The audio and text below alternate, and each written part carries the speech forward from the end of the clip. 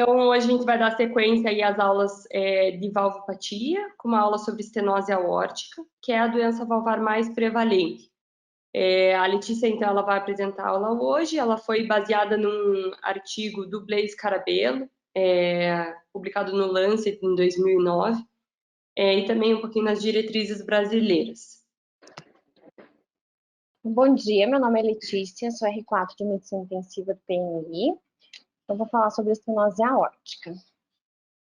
Então, definindo, né, a estenose aórtica, ela é o estreitamento da abertura da válvula aórtica que bloqueia ou obstrui o fluxo de sangue do ventrículo esquerdo para a aorta. Aí do lado a gente tem a imagem, só para a gente conseguir visualizar bem no que consiste essa patologia. É muito mais frequente nos idosos e o aumento da prevalência da esclerose aórtica, ela aumenta com a idade. A gente vê ali que a partir dos 85 anos temos uma prevalência de 48%. Nos países desenvolvidos, a maior prevalência é de etiologia degenerativa, nessa calcificação. Nos países subdesenvolvidos, a etiologia reumática é a prevalente, né, ou até a congênita, né, no caso que vem a bicúspide. No Brasil, que é um país em desenvolvimento, a gente acaba tendo todas as etiologias em diferentes idades. Então, sobre as causas, a gente tem a causa da esclerose aórtica, né, a calcificação, a causa reumática e a causa congênita. Começando então pela estenose aórtica calcificada. Ela tem um mecanismo semelhante ao da aterosclerose, com fatores de risco em comum, como a idade, sexo masculino, hiperlipidemia e inflamação. Por isso que foi bem estudado até a questão do uso das estatinas, para tentar reduzir a progressão dessa doença, já por essa semelhança. Ocorre, então, depósito de cálcio dentro das cúspides, ocorrendo fusão das comissuras também. A estenose aórtica congênita. Então, cerca de 1 a 2% dos bebês nascem com uma válvula aórtica bicúspide. E uma válvula bicúspide, ela tem muito mais chance de desenvolver a estenose. Geralmente é diagnosticado, já tratado na primeira fase da infância ou na adolescência. E não é comum sintoma como angina, muito menos a insuficiência cardíaca. Isso se dá ao fato de que a hipertrofia concêntrica nessa idade, ela chega sim a compensar essa sobrecarga de pressão existente, preservando a sístole. E a doença valvar reumática, que ela é rara, né, nos países desenvolvidos, é mais comum entre os jovens, e quando a válvula aórtica ela é afetada por uma doença reumática, a válvula mitral quase sempre é afetada junto, né? A gente chama então de acometimento mitro-aórtico, então sempre tem que ser avaliada a mitral junto. Geralmente tem a fusão comissural também, e está associada a vários graus de insuficiência aórtica. Sobre os sintomas, né, que é o mais importante. Os sintomas graves, então, são angina, síncope e insuficiência cardíaca. E esses sintomas, eles demarcam o curso da doença. Como assim? O paciente que é assintomático, ele mesmo tendo uma lesão considerada grave, ele até tem uma perspectiva melhor, um prognóstico melhor. A partir do momento que tem esse diagnóstico, aí tudo muda, né? A mortalidade aumenta cerca de 25% ao ano, com alto risco de morte súbita. Esse gráfico, ele mostra bem isso, né? Então, ali todos os pacientes, enquanto estavam assintomáticos, tinham uma sobrevida ali boa, né? Eles estavam estáveis. A partir do ponto do início dos sintomas, aumenta muito a mortalidade, em 2, 3 anos, eles morrem bastante. E como que ocorre? Então, tem a questão de sobrecarga de pressão e a hipertrofia. A área valvar aórtica habitual, normal, é em torno de 3 a 4 centímetros quadrados. Quando se reduz pela metade, isso tem um pequeno gradiente de pressão ali na válvula, e a partir disso, quanto mais diminuir, né, a partir da metade dessa área, vai aumentando a pressão e a sobrecarga ventricular progressivamente. Essa sobrecarga de pressão aumenta a pós-carga do VE, que vai prejudicar a ejeção. Essa hipertrofia, ela é concêntrica, isso isso é um mecanismo compensatório, né? Isso é para tentar melhorar a sístole, que acaba melhorando, mas acaba prejudicando a função diastólica. E quando a gente lembra que as coronárias elas se enchem durante a diástole, a gente vai então perceber que vai reduzir o fluxo sanguíneo coronariano, gerando a angina no paciente. A hipertrofia ventricular esquerda, ela também vai fazer diminuir o tempo de enchimento passivo do átrio, aumentando a pressão diastólica, causando congestão pulmonar e dispneia. Essa tabelinha é só para a gente ter ideia de como realmente a redução da área valvar a partir ali de 1,5, o pouco que ela reduz já causa um aumento importante no gradiente pressórico valvar.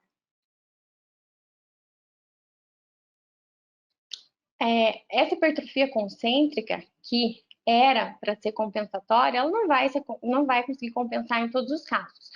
Né? Então, alguns pacientes não vai conseguir compensar, normalizar aquela pós-carga, vai reduzir o desempenho ventricular de ejeção, vai cair o débito cardíaco, assim vai gerar a insuficiência cardíaca. E sobre a síncope? A síncope está presente em cerca de 10% dos pacientes, né, com estenose aórtica sintomática grave. Ela geralmente surge durante o exercício.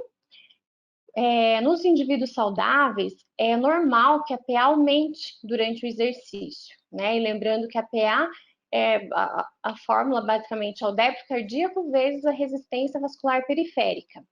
Quando a gente tem, então, estreitamento do orifício de saída, a gente vai ter uma redução do volume sistólico, tendo uma redução da resistência arterial, tendo a queda da pressão, reduzindo a perfusão cerebral, causando a síncope. E do diagnóstico, né? Basicamente, a gente acaba fazendo o diagnóstico com o ecocardio, né? Mas tem alguns sinais já no exame físico que poderia ajudar, né? Questão de semiologia, que a gente acaba fazendo pouco dentro da UTI, mas teve até uma paciente, eu não lembro o nome, na segunda semana, aquela que foi a óbito no primeiro... Ah, sei, estava né? Não, no 3. Ah, tá. Estava contigo. Que antes dela vir para cá, eu vi ela no pré-operatório, e daí a gente foi lá e era com o Dr. Bernardo, a gente revisou tudo, assim, pulso, todas as bulhas, o sopro, ela tinha tudo isso. Então, aquele pulso parvus tardus, que é um pulso de grande amplitude e lentificado, né, atrasado, um sopro sistólico ejetivo com pico telesistólico, hipofonese de B2, hipofonese de B1, fenômeno de Galavardin, que nada mais é que o reflexo do sopro da estenose lá no foco mitral, e um desdobramento paradoxal de B2 ou uma B2 única. No eletro vai ter sinal de sobrecarga de câmaras esquerdas, além de uma alteração de repolarização ventricular. No raio-x de tórax, bem inespecífico, né? Pode ter congestão, pode não ter um aumento da área cardíaca, né? Inicialmente. E no ecocardio que vai ficar mais evidente. Aqui está descrito, na verdade, já uma estenose aórtica importante, né? Quando a área valvar é menor que 1 já. Ou a área valvar indexada menor igual a 0,6, o gradiente VE sobre a aorta maior que 40, velocidade máxima do jato aórtico maior que 4, e a razão de velocidade de fluxo da via de saída do VE e da válvula aórtica menor que 0,25. São os critérios ecocardiografista usa. Já esses exames aqui já são mais complementares, é quando eu já sei que o paciente tem a insuficiência, a estenose aórtica, e eu preciso ainda fazer mais uma estratificação, né? Porque o paciente que tem aquela estenose aórtica grave, com sintoma, eu já sei que ele vai ter que ser abordado, que eu vou ter que intervir. Agora, o paciente que não está tão sintomático, ou que eu tenho dúvida se realmente é grave essa lesão, eu vou ter que abrir mão de outros exames. O ecocardio sob estresse da dobuta é um deles, que pode me ajudar. Então, ele até fala ali que é indicado para avaliação de gravidade nos pacientes com estenose aórtica de baixo fluxo, baixo gradiente. Aí eu tenho que ver, né, se o paciente tem se ele tem a fração de ejeção reduzida, né, que eu posso fazer. Vai avaliar também a área valvar. Deixa eu ver, Aí você vai avaliar se ele tem uma reserva contrátil, se sim ou não. Se não tiver, já vou ter que ir para o score de cálcio, mas se ele tiver uma reserva contrátil, eu vou avaliar, então, ali sob efeito da dobuta, se vai ter um aumento do volume sistólico em torno, pelo menos, de 20%. Se tiver, o paciente tiver uma redução ou até manter aquela área valvar, ele é um paciente com uma estenose aórtica importante, que eu devo cogitar sim a intervenção. Ou se ele tiver um aumento acima de 0,3 centímetros quadrados, vai ser uma estenose aórtica moderada, então pseudo importante. Aí eu já reservo. A tomografia de tórax, ela vai ajudar para fazer esse índice, esse score de cálcio, né? Então, tem ali os valores de referência que vão indicar uma valvopatia importante. O estudo hemodinâmico, né? Geralmente para ver se tem alguma causa isquêmica junto, e também dá para avaliar o gradiente veia-aorta lá durante o exame. E algumas situações especiais dali, que daí fala da fração de ejeção preservada, também outras análises.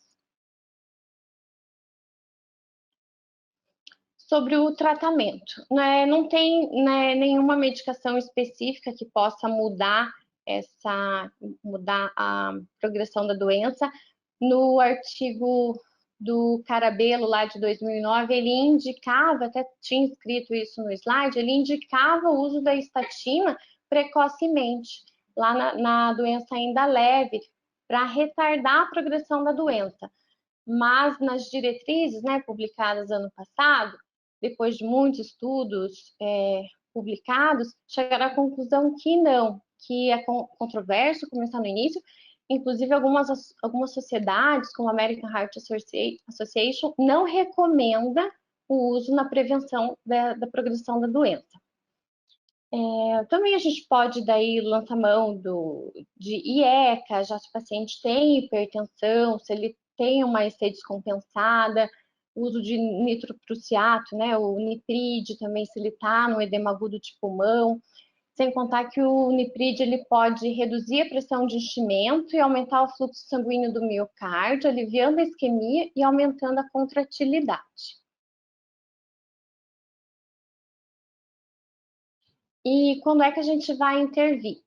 Então, os pacientes com estenose aórtica importante e com sintomas de dispneia, angina ou síncope têm indicação inequívoca de intervenção, tem que intervir, né? Então, o gráfico ali mostra bem a mortalidade, né? Os pacientes já com a estenose aórtica importante apresentando sintomas, a linha azul, os que foram abordados, esse gráfico era em relação à cirurgia mesmo, e a linha em vermelho os que não foram abordados.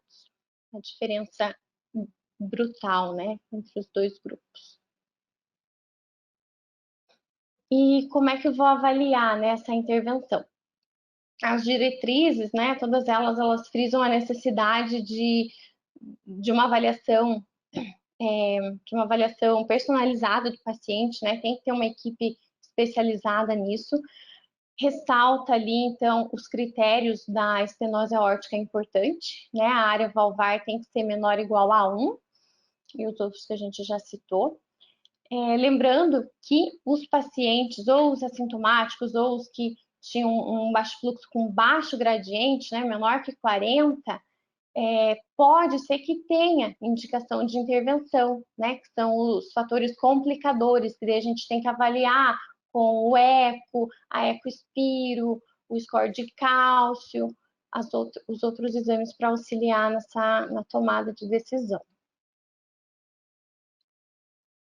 E a TAV, né? A TAV, então, é o implante da válvula aórtica transcatéter, né? Pela via percutânea. É um procedimento cirúrgico minimamente invasivo para colocar essa prótese aórtica sem ter que retirar a válvula nativa. Então, é feito com uma punção arterial, preferencialmente via transfemoral. E assim, todos os pacientes. Daí tem a questão da indicação, que é o mais debatido, né? Na verdade, já está bem claro agora. Vai ter indicação de TAV. Todos os pacientes que não são operáveis, que são frágeis ou de alto risco cirúrgico, né? Então, os pacientes idosos, acima de 75 anos, que têm indicação de intervenção, vai ser por TAV. Se o paciente, né, tendo indicação de abordagem, se ele é de baixo a intermediário risco cirúrgico, aí você vai ter que avaliar.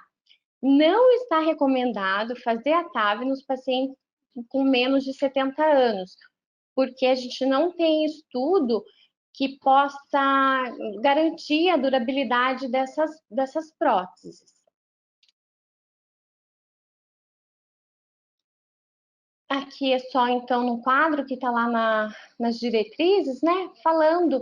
Comparando os tipos de intervenção, né? Então, a cirurgia da troca valvar aórtica, né? Então, vai ser a primeira escolha para pacientes com menos de 70 anos, sem contraindicação ou risco cirúrgico elevado.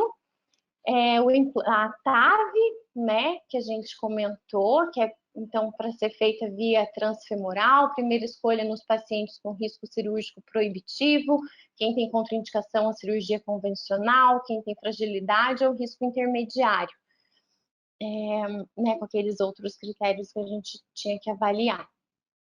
E também tem a valvoplastia aórtica por catéter balão, que daí é só uma ponte, né, até a gente fazer o procedimento definitivo, que vai ser ou a cirurgia ou a TAV. É isso.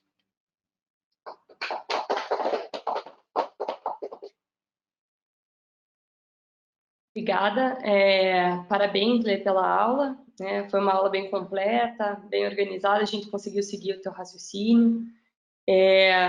Eu gostei bastante desse artigo porque ele explica bem a fisiopatologia, o motivo pelo qual cada terapêutica é usada, mas então eu queria agora pontuar alguns pontos que eu acho importantes sobre a estenose aórtica.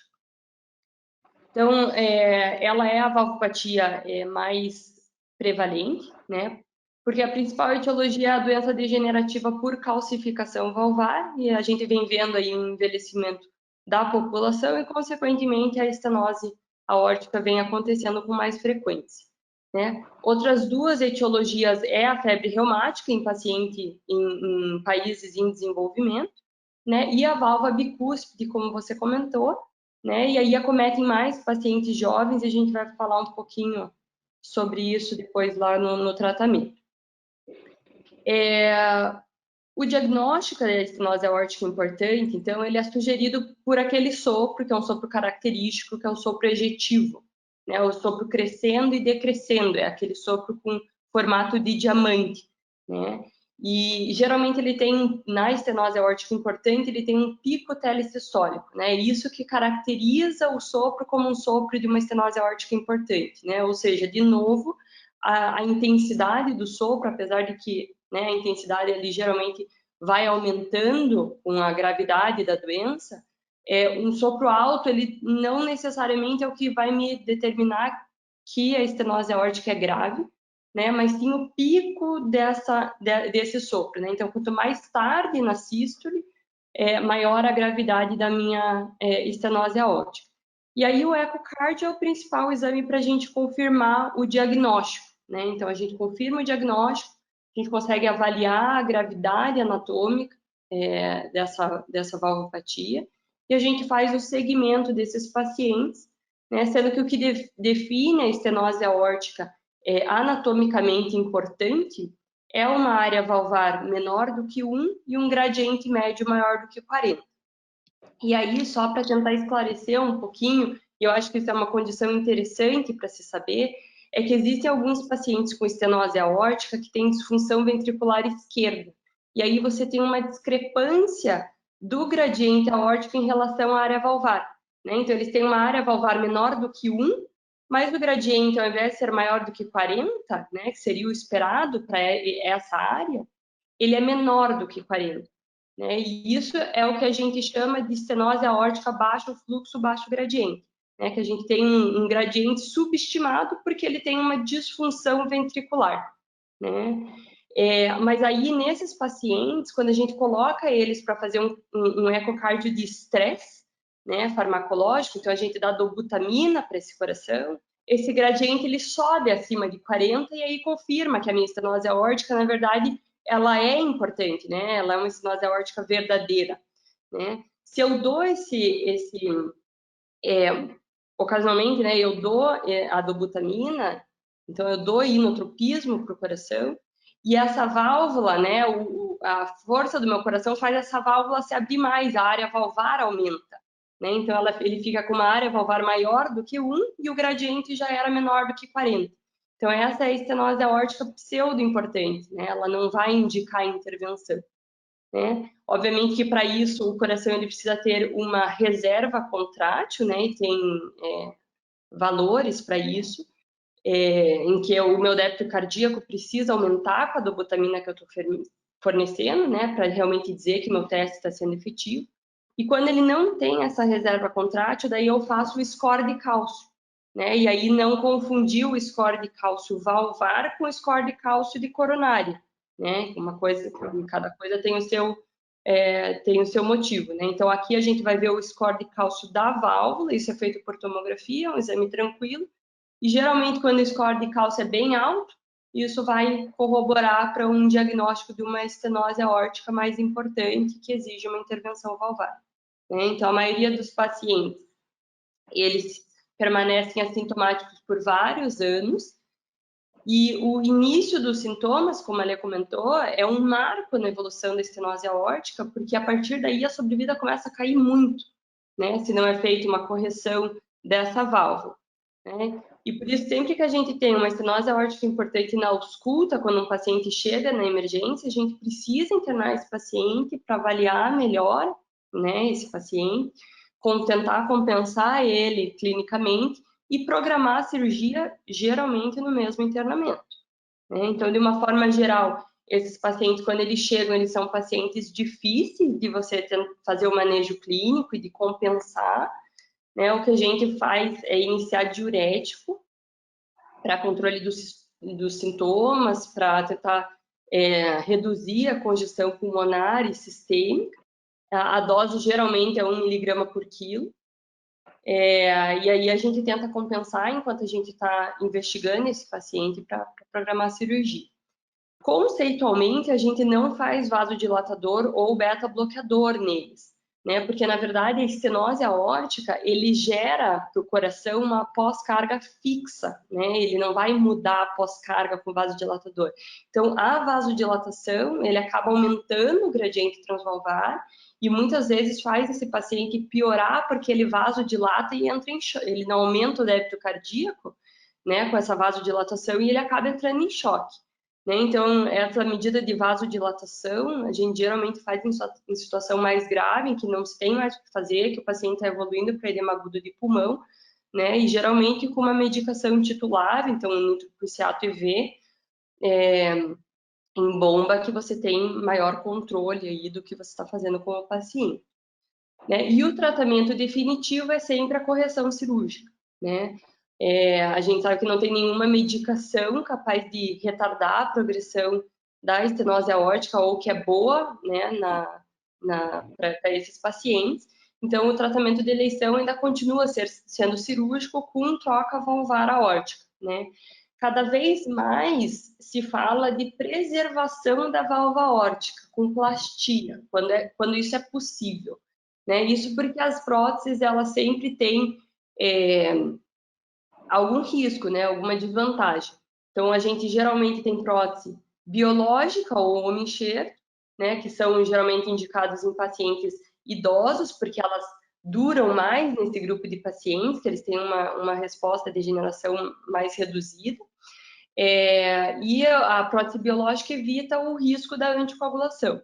Em paciente jovem, principalmente paciente abaixo de 40 anos, a prótese biológica tem o inconveniente de que ela dura muito pouco, ela degenera muito rápido, né? E isso faz com que o paciente precise reoperar muitas vezes ao longo da vida, né? Então, nesses pacientes, as próteses metálicas, elas são melhores, né? Porque elas duram mais, evitam que esse paciente tenha que reoperar, porque a reoperação é sempre um fator de risco, um fator de complicação numa cirurgia, né? E ele tem, só que essa prótese tem um alto risco de complicação, tromboembólica, de sangramento, né? Pela dificuldade de se manter uma anticoagulação com alvo de RNI, aí que o paciente tem que ir constantemente, ficar voltando em consulta para ajustar RNI e manter ele sempre dentro do alvo terapêutico.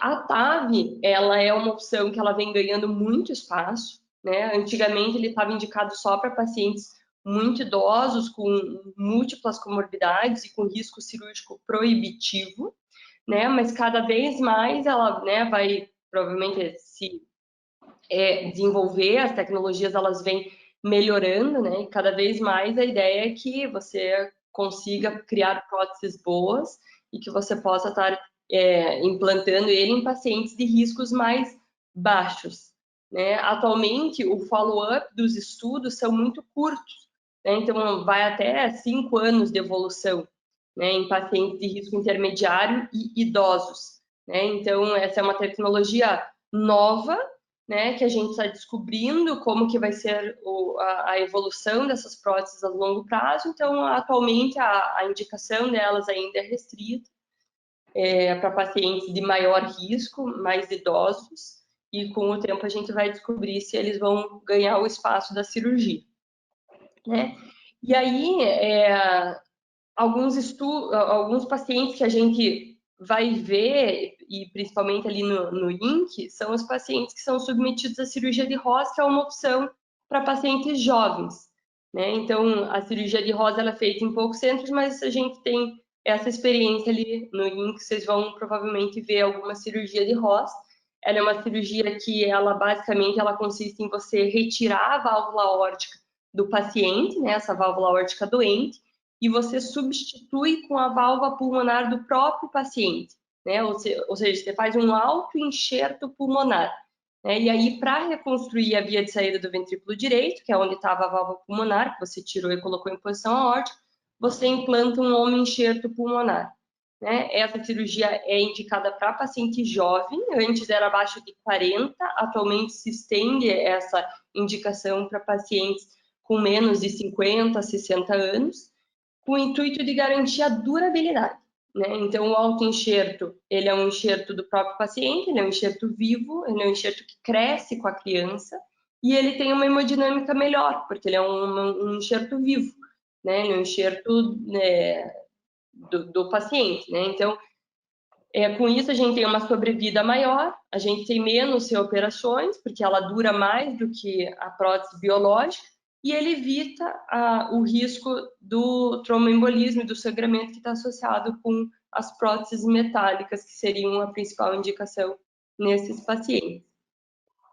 Eu acho que são basicamente esse o arsenal terapêutico, o manejo, né, bastante difícil desses pacientes quando chegam descompensados, e principalmente acho que é importante destacar o momento certo da intervenção, né, que esse é sempre o ponto-chave aí de toda a valvopatia, você saber quando intervir nesse paciente, que é o momento em que ele se torna sintomático tendo uma valvopatia que é anatomicamente importante.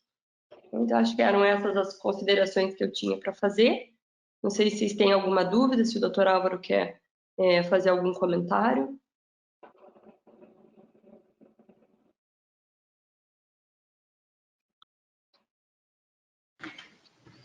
Acho que eu queria que talvez que você comentasse um pouquinho da importância da cirurgia de Ross no INC, né, da importância que o Dr. Francisco tem em trazer essa alternativa de tratamento para os doentes do INC e quais têm sido os principais resultados, porque você tem estudado isso de uma forma mais a miúde.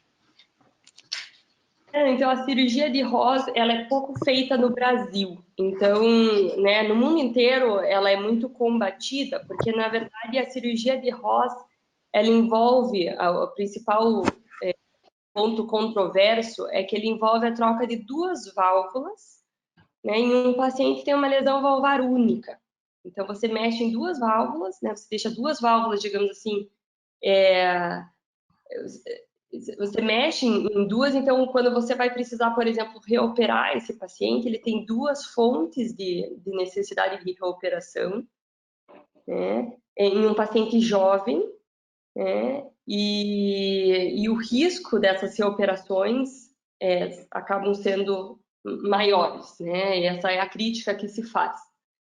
Só que em centros que são de referência, o que eu venho estudando, porque eu estou fazendo meu mestrado nisso, em centros de referência, os resultados da cirurgia de Ross, eles são muito satisfatórios, né? Então, a gente percebe que a sobrevida é muito boa, em torno de comparável, na verdade, à população geral pareada para sexo e idade. As reoperações, elas começam a acontecer a partir de 40, 50 anos, que isso não se poderia dar para um paciente, por exemplo, seria submetido a um implante de prótese biológica, porque a prótese biológica nesses pacientes degenera muito rápido, e você evita o risco de complicações relacionadas à anticoagulação, então evita tromboembolismo, evita sangramento, que são uma fonte de complicações, e óbito também em pacientes que colocam a prótese metálica. A prótese metálica ali no INC não é tão... existe assim a população no Brasil, né, existe um perfil socioeconômico que dificulta muito o uso da anticoagulação, né? Então a gente vê, por exemplo, pacientes reumáticos que vivem em área rural, né, que estão com uma prótese metálica, o risco deles desenvolverem alguma complicação é muito grande, porque eles não têm o entendimento da gravidade dessa medicação, e, ao mesmo tempo, eles não têm um acesso regular ao sistema de saúde que permita esses pacientes manterem a anticoagulação numa faixa terapêutica para evitar esse tipo de complicação, né? Então, são pacientes que ocasionalmente vão vir com trombose valvar ou vão vir com AVC hemorrágico, porque esse controle não é bem feito, né? Então, a cirurgia de Ross, principalmente nesses pacientes, ele tende a ser muito favorável e dá muita qualidade de vida, porque são pacientes que eles são jovens e que eles são pacientes que você faz a cirurgia e não é mais para ele voltar no médico, né? Ao contrário do paciente que coloca uma prótese metálica, que ele tem que estar voltando ali em consulta mensalmente para ver que o RNI esteja certo, para fazer o ajuste da anticoagulação, que está sempre tendo que fazer esse tipo de manejo, né? Então, você proporciona qualidade de vida, uma sobrevida que é próxima à da população geral, quando você pareia para sexo e idade, e o risco de reoperações, que é uma coisa que, né, em teoria, a gente veria como um risco elevado, porque é uma cirurgia mais complexa, em relação à mortalidade, ela é uma reoperação com baixa mortalidade. A gente vê assim, que foram, na nossa série, que são mais de 500 pacientes, a gente teve uma mortalidade em reoperação de 4%. Né? Então, foram 69 pacientes reoperados e a gente teve uma taxa de óbito ali em reoperações de 4%, então ela é baixa. Então, a tendência é só realmente que ela seja uma operação feita em centros que têm um know-how nisso, né, que tem uma pessoa de referência para estar ensinando, e porque sempre uma cirurgia vai ter, sendo uma cirurgia mais complexa, vai ter uma curva de aprendizado, né, mas os resultados que a gente vê e que eu estudei durante esse último ano também são resultados bem favoráveis.